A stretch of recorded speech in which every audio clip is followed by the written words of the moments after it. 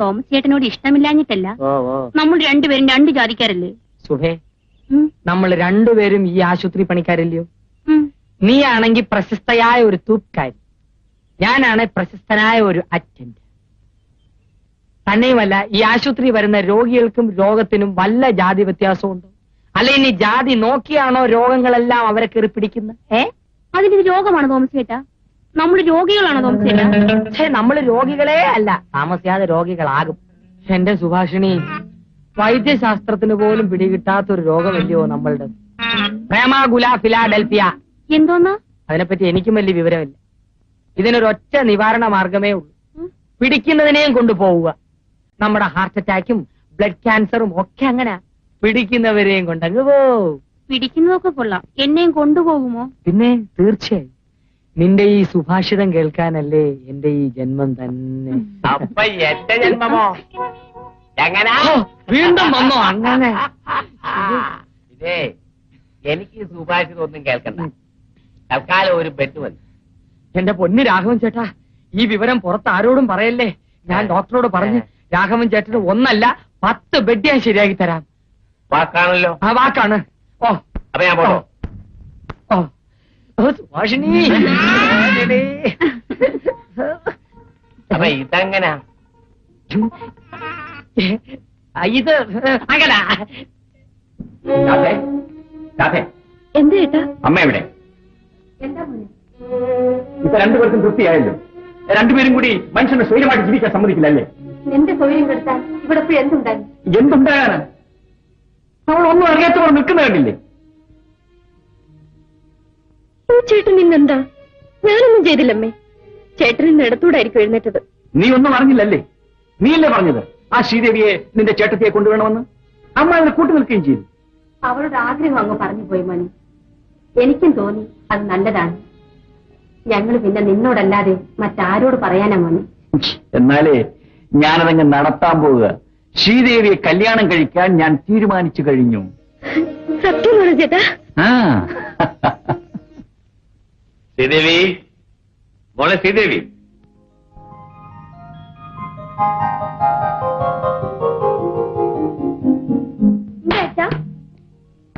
മോളെ, നിന്റെ പേരെന്ത്? എന്റെ അച്ഛനും അമ്മയുമായ ഈ അച്ഛൻ വിളിക്കുന്നത് ഗീതമോളെ എന്ന്. മനസ്സിലായോ? ഞാൻ വിളിച്ചത് ആ പേരല്ല. എനിക്ക് നിന്നേക്കാൾ അനുസരണയുള്ള വേറെ മോളുണ്ട്, അവളെ വിളിച്ചു. എനിക്കും ഉണ്ട് അനുസരണ കേട്ടോ. ആരാ ചെയ്ത്? ആരാ ചെയ്ത്? ഇതാണ് നിന്റെ ചേച്ചിയെ വിവാഹം കഴിക്കാൻ പോകുന്ന മിസ്റ്റർ മോഹൻദാസ്. എന്താ, നിനക്ക് ഇഷ്ടമായോ? ഓ, എനിക്കിഷ്ടമായിട്ട് എന്താ? ചേച്ചിയല്ലേ പിടിക്കേണ്ടത്. അതാ ചേച്ചി വരും. അച്ഛൻ തന്നെ ചോദിച്ചു. അച്ഛനെ വിളിച്ചു. വിളിച്ചു മോളെ. മോളി ഫോട്ടോ ഉണ്ടോ? മോഹൻദാസ് എന്നാണ് പേര്. ഗ്രീൻലാൻഡ് എസ്റ്റേറ്റിന്റെ ഉടമയാണ്. ലക്ഷപ്രഭുവാണ്. അച്ഛന്റെ ഏറ്റവും വലിയ സുഹൃത്തിന്റെ മകനാണ്. എന്റെ മോക്ക് അനുയോജ്യനായ വരും. നമുക്ക് വിവാഹം ഉടനെ നടത്തണം മോളെ. ഇപ്പൊ എനിക്ക് വിവാഹം വേണ്ട അച്ഛാ. എനിക്കറിയാം മോളെ, നീ ഇവിടുന്ന് പോയി കഴിഞ്ഞാൽ അച്ഛനെല്ലാം നഷ്ടപ്പെടുകയാണ്. അത് എന്നേക്കാൾ കൂടുതൽ നിശ്ചയം എന്റെ മകൾക്കാണ്. അതുകൊണ്ട് വിവാഹം വേണ്ടെന്ന് നീ പറയൂ. പക്ഷേ പ്രായമായ ഒരു മകളെ അനുയോജ്യനായ ഭർത്താവിന്റെ കൂടെ വിവാഹം ചെയ്യിച്ച് അയക്കേണ്ട കടമ അച്ഛനുള്ളതാണ്. എന്റെ വിവാഹത്തിന്റെ കാര്യമല്ലേ? അച്ഛൻ എന്നോടുകൂടി ഒന്ന് ആലോചിക്കാമായിരുന്നു. നമ്മൾ ഇതുവരെ അങ്ങനെയൊന്നും ആയിരുന്നില്ലല്ലോ. അച്ഛനോട് ഞാനിത് എങ്ങനെ പറയും? അമ്മയുണ്ടായിരുന്നെങ്കിൽ എനിക്ക് എല്ലാ കാര്യങ്ങളും തുറന്നു പറയാമായിരുന്നു. മോളെ, അമ്മയില്ലാത്തതിന്റെ കുറവ് നിങ്ങളെ ഞാൻ ഒരിക്കലും അറിയിച്ചിട്ടില്ലല്ലോ. എന്ത് കാര്യമാണെങ്കിലും എന്റെ മോക്ക് അച്ഛനോട് തുറന്നു പറയാം. പറയാം അച്ഛ. എന്റെ എല്ലാ ആഗ്രഹങ്ങളും സാധിച്ചു തരുന്ന എന്റെ അച്ഛനോട് ഞാൻ എല്ലാം പറയാം. എനിക്കൊരാളെ ഇഷ്ടമാണ്. മോഹൻദാസിനേക്കാൾ ഉന്നതനായ ഒരു വരനെ നീ കണ്ടുപിടിച്ചെന്നു. ആരാണത്? ഡോക്ടർ സുരേഷ്. മോളെ, അയാൾ നിന്നെ ഒന്ന് ചികിത്സിച്ചു എന്ന് വിചാരിച്ച് പ്രതിഫലമായി കൊടുക്കുന്ന നീ നിന്നെ തന്നെയാണോ? പണമുണ്ടെന്നറിഞ്ഞ് സ്നേഹിക്കാൻ എടുക്കുന്ന ഇവനൊന്നും വിശ്വസിക്കരുത് മോളെ. പണത്തിന് വേണ്ടിയല്ല അച്ഛ. അദ്ദേഹം എന്നെ വിവാഹം കഴിക്കാൻ തീരുമാനിച്ചത്. അതൊക്കെ നിന്റെ തോന്നലാണ് മോളെ. അല്ലെങ്കിൽ ഞാനെന്താ നിന്നെ വെറുതെ കുറ്റപ്പെടുത്തുന്നത്? എല്ലാത്തിനും കാരണക്കാൻ അവൻ ഒറ്റയൊരുത്തനാ. അവൻ ഡോക്ടറാണ് പോലും, ഡോക്ടർ. ഒരു പൈസയ്ക്ക് പോലും ഗതിയില്ലാത്തവൻ. എല്ലാവരിലും വലിയവനായ എന്റെ അച്ഛൻ എന്താണ് സമനില വിട്ട് സംസാരിക്കുന്നത്? എന്റെ ഭർത്താവാകാൻ ഡോക്ടർ സുരേഷ് യോഗ്യനാണ് അച്ഛൻ. അച്ഛൻ അദ്ദേഹത്തെ നിന്ദിക്കരുത്. മോളെ ശ്രീദേവി, ഇതൊരു നിസ്സാര കാര്യമല്ല. ആയുഷ്കാലം മുഴുവൻ നിലനിൽക്കേണ്ട ബന്ധമാണ്. നല്ലതുപോലെ ആലോചിച്ച് തീരുമാനമെടുക്കണം. എല്ലാം ആലോചിച്ച് കഴിഞ്ഞതാണ്. അദ്ദേഹത്തെ ആദ്യമായി കണ്ട നിമിഷം തന്നെ ഞാൻ മനസ്സാ സ്വീകരിച്ചതാണ്. എനിക്ക് മനസാക്ഷി വഞ്ചിച്ച് ജീവിക്കാൻ പ്രയാസമാണ് അച്ഛ. അച്ഛന് ഇഷ്ടമുണ്ടെങ്കിൽ ഈ വിവാഹം നടത്തി തരും.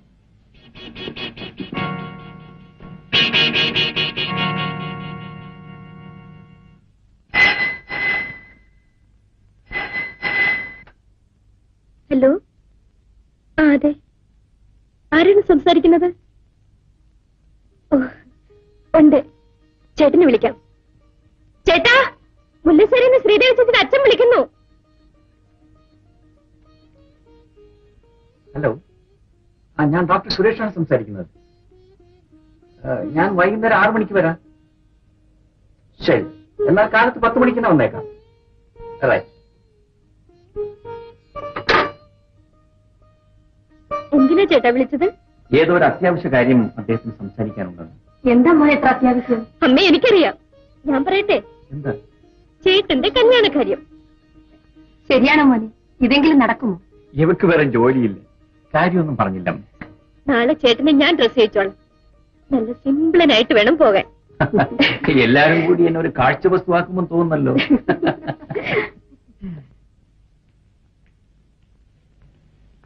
Good morning.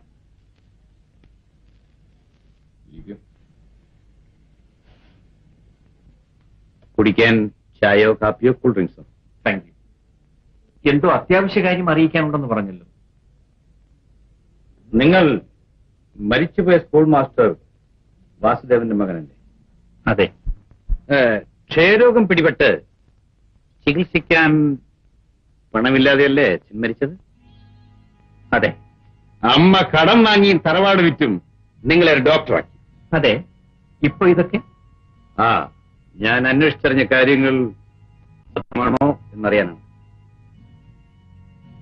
മുടന്തിയായ ഒരു സഹോദരിയെ വിവാഹം കഴിച്ചിട്ടുമില്ല. ഇല്ല.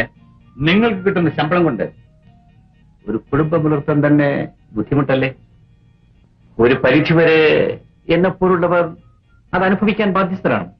അപ്പോൾ നിങ്ങൾക്ക് ആവശ്യം പണമാണല്ലേ? മിസ്റ്റർ സുരേഷ്, എന്റെ മകളെ വിവാഹം കഴിച്ചാൽ ലക്ഷക്കണക്കിന് പണം കിട്ടുമെന്ന് പ്രതീക്ഷിച്ചല്ലേ നിങ്ങൾ അവളെ വശീകരിച്ചത്? ഇതാ, നിങ്ങൾക്ക് ആവശ്യമുള്ള പണം എടുത്തോളൂ. എനിക്ക് എന്റെ മകളെ വിട്ടു തരൂ. ശ്രീദേവിക്ക് പകരം പണം തന്നയക്കാനാണോ നിങ്ങൾ എന്നെ ക്ഷണിച്ചു വരുത്തിയത്?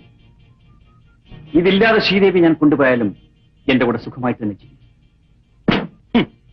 ഈ ബംഗ്ലാവിൽ ഒരു റാണിയെ പോലെ ജീവിക്കുന്ന അവൾ നിങ്ങളുടെ വീട്ടിൽ വന്ന് സുഖമായി ജീവിക്കും പോലും. നിങ്ങൾ അവളെ വിവാഹം കഴിച്ച് ആയുഷ്കാലം മുഴുവൻ അവൾ കഷ്ടപ്പെടുന്നത് ഞാൻ കാണണമല്ലേ? തീരുമാനമെടുക്കുന്നതിന് മുമ്പ് തന്നെ അവൾ അനുഭവിക്കേണ്ടി വരുന്ന സുഖദുഃഖങ്ങളെക്കുറിച്ച് ഞാൻ ബോധ്യപ്പെടുത്തിയിട്ടുണ്ട്. അപ്പോൾ നിങ്ങളുടെ തീരുമാനത്തിന് മാറ്റമില്ലെന്ന്? മിസ്റ്റർ സുരേഷ്, മകളുടെ രക്ഷയ്ക്ക് വേണ്ടി മനസ്സ് നൊന്ത് കഴിയുന്ന ഒരു അച്ഛനോടാണ് നിങ്ങൾ സംസാരിക്കുന്നത്. ഒരിക്കൽ എന്നെ പോലെ നിങ്ങൾ ഒരു അച്ഛനായിത്തീരും.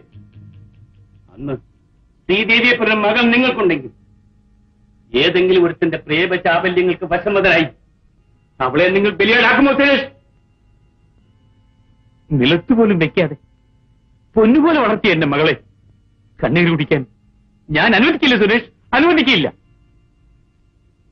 ഞാൻ അപേക്ഷിക്കുകയാണ് സുരേഷ്, ദയവ് ചെയ്ത് എന്നെയും എന്റെ മകളെയും രക്ഷിക്കൂ പ്ലീസ്. അങ്ങയുടെ മാനസിക നില ഞാൻ മനസ്സിലാക്കുന്നു. ശ്രീദേവിയെ കൊണ്ട് വിവാഹത്തിന് തീരുമാനം എടുപ്പിച്ചത് ഞാനല്ല. ഞാൻ പോകുന്നു. പോകരുത്. ശ്രീദേവി